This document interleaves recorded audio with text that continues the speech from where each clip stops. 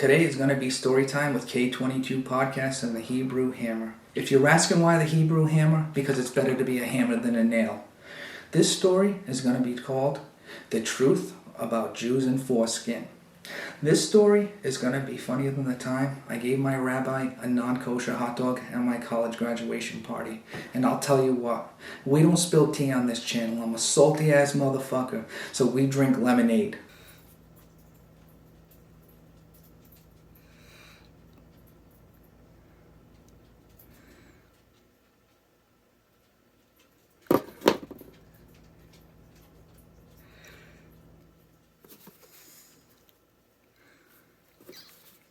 If you don't need it, delete it.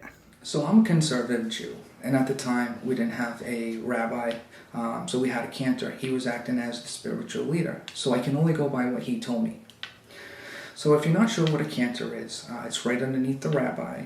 The cantor does all the singing at the service. So I was going to a Jewish event, and the cantor happened to be going also.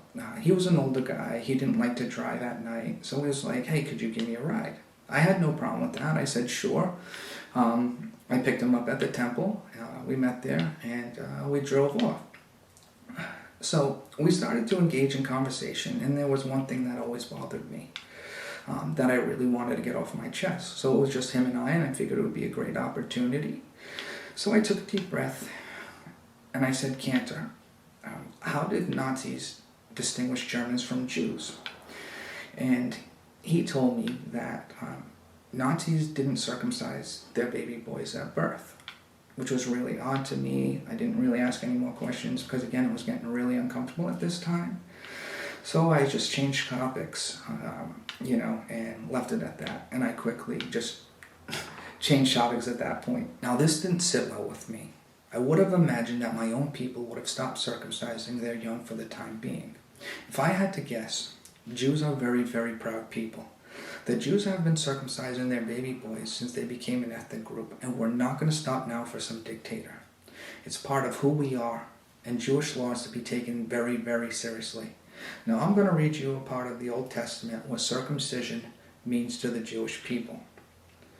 For the Jewish people, Jewish law states that circumcision is a physical representation of the covenant between God and Abraham, described in the Old Testament, and is required for the inclusion of all males in the Jewish faith. Now let's bring it back to present day. Today, a Jewish figure called a moil does the cutting of the foreskin. This event is a very big deal. It is called a brisk. Many people say the tool looks like a cigar cutter. I admit, I haven't seen many done. I sure in hell don't remember when mine was done. I don't give a fuck to see anybody else's done. Now there's a saying with foreskin. If you don't fucking need it, delete it. You know what I told my doctor after I was done getting circumcised? I said, keep the tip. I told my friends I was getting circumcised tomorrow.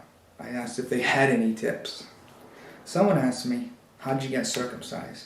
I said, I'm Jewish. My parents went with the cheap option. It was a ripoff.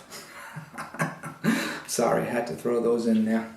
So, as long as I can remember, I've been the only Jewish kid in all my groups of friends. I've been the butt ends of a lot of jokes, and I guess it just comes with the territory. I've heard that Jews have small pricks, I've heard that Jews have small dicks, and a lot of other jokes. And it's kind of funny, because I was always the first one out of all my friends to go up and talk to the girl, and always the first one to get laid. Now, I got a lot of notches in my belt, and I've never had any complaints, so fuck you. There were so many times in my college days during my drunken stumbles that my girlfriends would always walk up to me, harass me, and ask me, is it true what they say about Jews?